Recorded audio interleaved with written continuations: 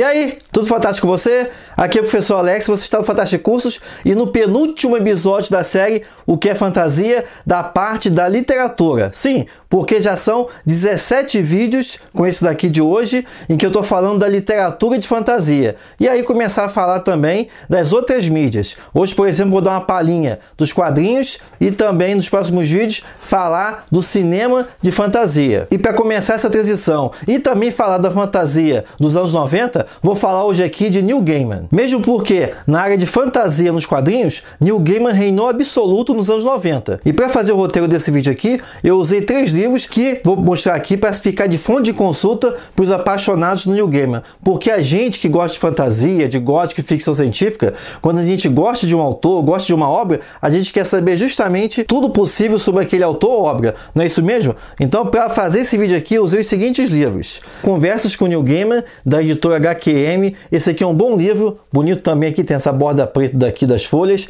porque isso aqui ajuda a gente a entender a mentalidade, a mente do Neil Gaiman em parceria com seus colaboradores, com os desenhistas. Vamos lembrar que quadrinho não é literatura. Até como bem lembra o crítico Paulo Ramos, quadrinho é uma linguagem autônoma, porque ele mescla elementos da literatura, da fotografia, do cinema, constituindo assim uma nova arte. E por isso mesmo, não adianta só você estudar quadrinhos só vendo quem escreveu a história, o roteirista. Tudo é um conjunto. Além aqui desse livro, recomendo também essa Bíblia daqui, que é o Vários Mundos de Neil Gaiman, da Geração Editorial. São 740 páginas falando do homem.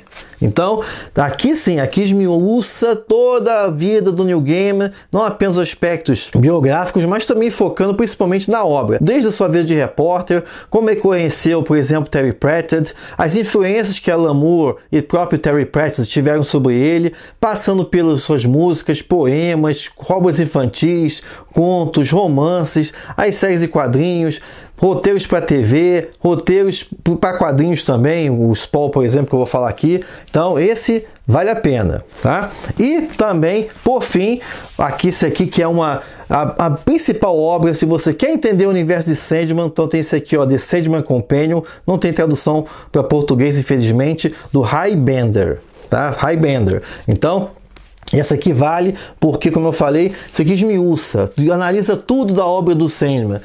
As vírgulas, por que aquela vírgula representa na obra tal, no quadrinho tal, no momento tal. Então vale a pena, Sandman Companion, do Ray Bender, beleza? Estou fazendo isso por quê? Porque é muito fácil, a gente vê muito isso aí no YouTube, muito vídeo que se propõe a explicar alguma coisa, explicar uma obra, um autor, um conceito, mas não fala as fontes, aí é mole, né? Então, não é porque aqui até mesmo sou doutor em literatura, tal, que eu vou partir do princípio que eu sei tudo. Não, sempre mostra as fontes, mesmo porque você dá a oportunidade das pessoas aprenderem por si próprio.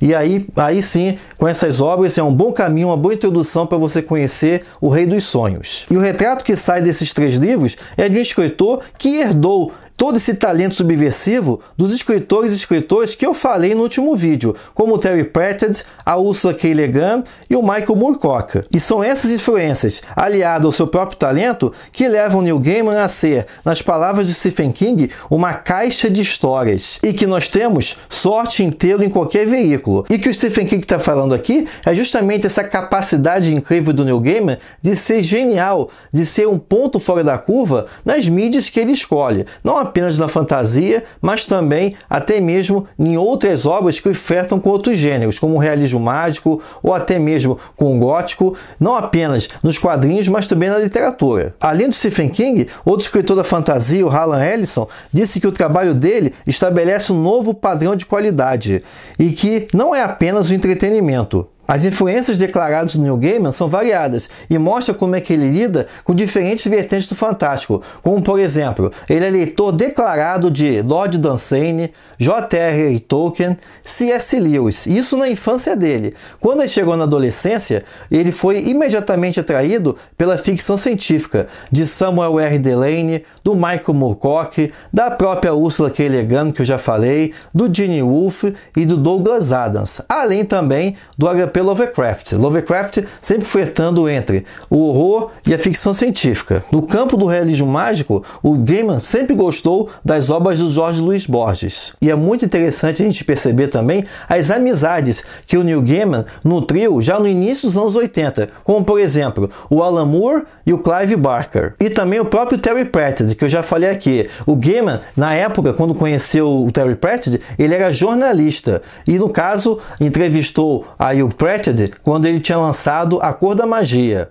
um dos primeiros livros da série Discworld. Isso lá no início dos anos 80. E o primeiro livro do Neil Gaiman não teve nada a ver com fantasia, ou com gótico, ou ficção científica. Foi sobre outra paixão dele, que era a música. Foi o livro Duran Duran. Quem é dos anos 80 aí vai lembrar do grupo Duran Duran, grande sucesso da época, e que tinha no Neil Gaiman um dos seus grandes fãs. Foi o Neil Gaiman, inclusive, que descobriu, que pesquisou que a origem do nome Duran Duran veio justamente de um personagem que está lá no filme de 1968, uma ficção científica erótica chamada Barbarella, hoje um clássico do final dos anos 60. Já nos quadrinhos, uma das grandes influências e também um dos grandes incentivadores do Gaiman nessa arte foi o Alan Moore, que ele conheceu quando começou a escrever para a revista inglesa 2000 AD, que a gente conhece bem porque foi a revista onde encontrava as histórias do Juiz Dredd. Foi nesse período, também com a publicação da graphic novel Violent Cases, de 1987, que ele chamou a atenção da DC Comics, lá dos Estados Unidos. E uma vez na DC, ele começou a mostrar sua arte na série Orquídea Negra, sobre uma personagem obscura do universo da DC Comics, mas que já foi o suficiente para garantir a ele a desenvolver todo o seu talento na série Sandman, que começou em dezembro de 1988 e prosseguiu por quase 8 anos, vindo a terminar em março de 1996. Isso totalizou 75 edições, além de um especial que foi lançado em setembro de 1991. E se nesse primeiro momento as histórias do Sandman saíram primeiro naquele padrão das edições americanas, né, no padrão das comics, depois a série se tornou um sucesso maior ainda quando a partir de 91 ela foi sendo lançada em encadernados, em 10 encadernados para ser mais preciso, que ajudou a popularizar ainda mais a obra junto aos leitores e à crítica. E assim nós tivemos os 10 encadernados de título Prelúdios e Noturnos, A Casa de Bonecas,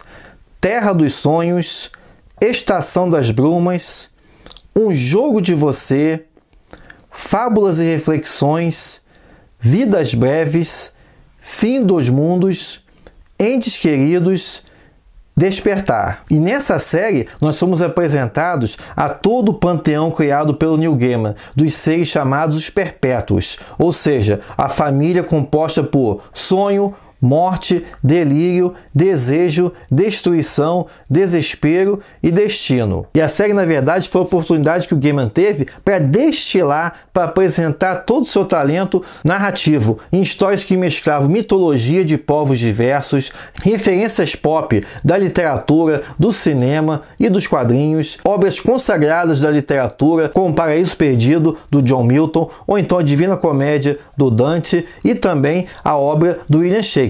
E essa salada que subvertia até mesmo as noções de canônico e popular mostrava muito bem como é que Gaiman era um escritor perfeitamente alinhado com toda essa proposta pós-moderna das últimas décadas do século XX, que é de quê? De justamente propor essa erosão entre o popular e o erudito, reiterando que os quadrinhos eram sim uma arte a ser celebrada, assim como o cinema e a própria literatura. Lembrando que isso já era uma tendência que já vinha sendo colocada em prática pelo Will Eisner lá nas décadas anteriores e que nos anos 80 foi também estabelecida tanto pelo Frank Miller no universo dos quadrinhos com Batman, o Cavaleiro das Trevas, como também o Alan Moore com Watchmen. E essas múltiplas facetas que a gente encontra apresentadas dentro da série Sandman, a gente pode ver no próprio desenvolvimento da carreira do Neil Gaiman, porque ele não ficou só restrito ao universo dos quadrinhos, mas a experiência que ele adquiriu justamente ao longo de 8 anos desenvolvendo a história de Morpheus e também de toda a família dele foi em preparação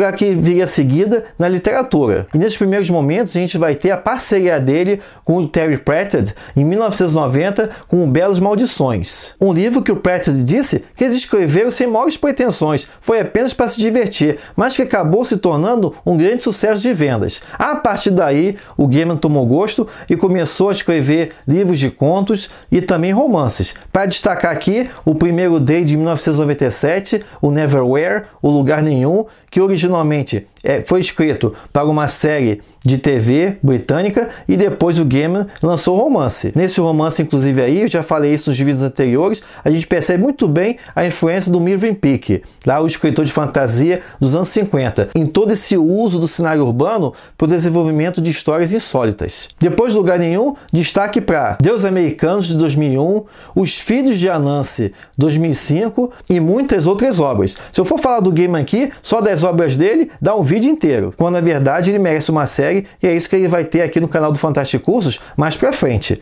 Além dos romances, vamos dizer assim, para o público adulto, destacar aqui duas obras infantis que são Coraline, de 2002 e O Livro do Cemitério, de 2008. E aí a gente vê mais uma vez como é que o Gaiman ele subverte os limites entre a fantasia e o gótico. Isso é algo que eu sempre falei aqui no Fantástico Cursos, também falo lá no blog, que é os limites entre fantasia, gótica e ficção científica são muito tênues. Um acaba alimentando o outro. Ainda nesse universo entre literaturas e quadrinhos, fala aqui dos Livros da Magia, de 1990 e 1991. E aqui não posso deixar de falar isso aqui, a polêmica que cerca a publicação dos Livros da Magia com o Harry Potter, já que nos Livros da Magia do começo dos anos 90, nós vamos ter o personagem Timothy Hunter, que é um jovem inglês, um menino que usa óculos redondos e que está destinado a ser o maior mágico do seu tempo. E quando em 97 saiu Harry Potter e a Pedra Filosofal, alguns críticos e leitores imediatamente disseram que a J.K. Rowling copiou ideias dos Livros da Magia.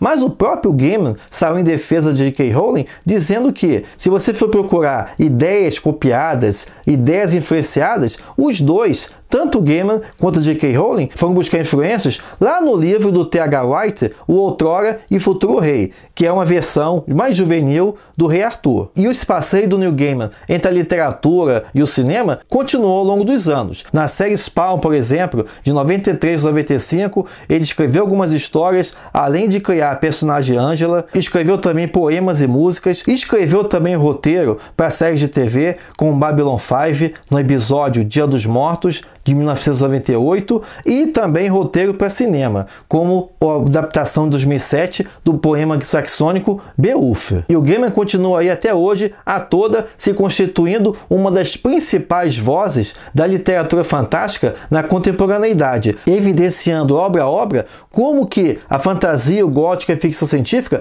podem ser combinadas em uma obra apenas. E é isso, minha gente, não perca o próximo vídeo, que vai ser o último da parte de literatura da série O Que é Fantasia, onde eu vou falar de J.K. Rowling, vou falar do George R.R. Martin e muito mais. E se você gostou do vídeo, não se esqueça de deixar sua curtida, assina o canal e compartilha com seus colegas aí, que a série O Que é Fantasia tá rolando aqui. Já são 17 vídeos do melhor da fantasia, informação confiável e sem chatice acadêmica. Então eu vejo você no próximo vídeo, obrigado por assistir até aqui e até lá!